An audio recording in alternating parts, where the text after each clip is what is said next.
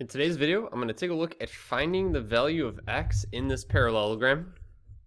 So first of all, you can do this one way of just knowing the properties of the parallelogram and understanding what components of the parallelogram do we have, what are these angles, what are their relationships. But I want to look at this a little bit of a different light.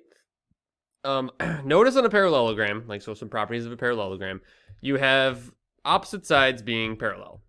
So these arrows indicate parallel, so these two sides are parallel, and then these double arrows indicate that these are parallel. And the reason they use two arrows is because they're saying that these two are parallel, and then one arrow is these are parallel. Just like how you would for like congruent sides, like a single tick mark or double tick mark or whatever. So if you don't know the properties of a parallelogram, like you don't have everything memorized or anything like that, you can figure this out without having to resort to some sort of memory of properties. You can understand, if you have this piece of knowledge at least, the relationships of parallel lines being cut by a transversal. So if you know the properties of two parallel lines being cut by a transversal, you can figure this out for a parallelogram because the angles were given. So if I look at this picture here I just created of two parallel lines, so these two lines are parallel, and it's being cut by a transversal, which would be this line right here. The angles that I'm given is right here and right here. So if you know the properties of that, then you can figure out the relationship between those. So we have the two parallel lines right here, and these two angles that we're given are in the interior of our two parallel lines, and they're on the same side.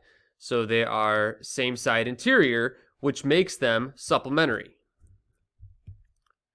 So same side interior angles on two parallel lines are supplementary.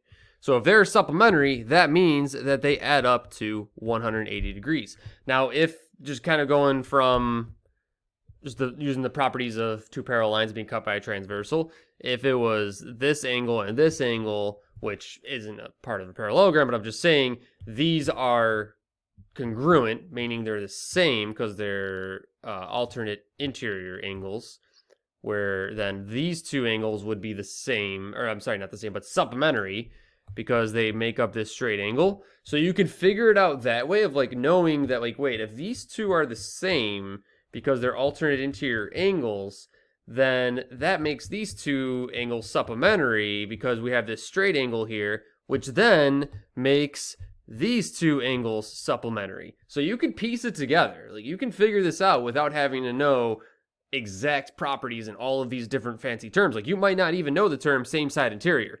You might just know, I know that these two angles are congruent. I know that these are supplementary because it's a straight angle. So I can start to thread the needle here and start to piece things together. All right, so we have the relationship that these two angles given are supplementary. So I'm going to say 5x plus 14 plus 2x plus 33 are equal to 180 because they are supplementary. And then we can go through and solve. So 5x plus 2x is 7x. 14 plus 33 is going to be 47 equals 180. I do not want to rely on my mental math right now. So I'm going to solve this by subtracting 47. So 180 minus 47.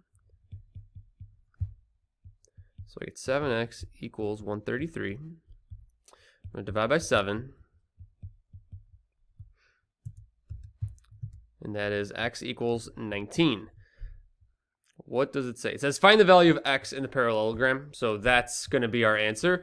You always want to double check with geometry problems especially, because it might not just ask for x. It might ask for find the angle values. So then that would require us to go back and find the angle values. So like if I just call this, let's just call this like angle R and angle B. I don't know why I thought of those two letters, but whatever. R and B.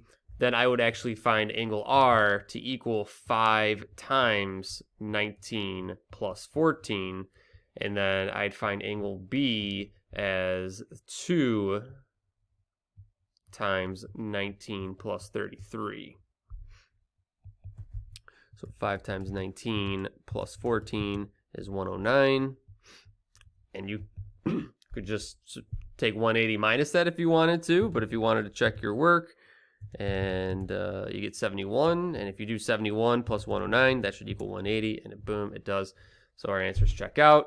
But the question again was just asking for finding the value of x for this parallelogram, but wouldn't be the worst thing in the world to just kind of work through all of it and just understand all the components, because questions might ask for the actual specific angle values.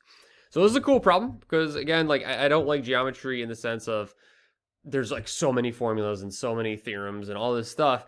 But if you just have some sort of understanding of some components, you can figure out a lot. So here I just knew about the relationship between alternate interior on two parallel lines being cut by a transversal, and then you're able to just piece everything together pretty uniquely, and it's pretty cool. So thanks for watching.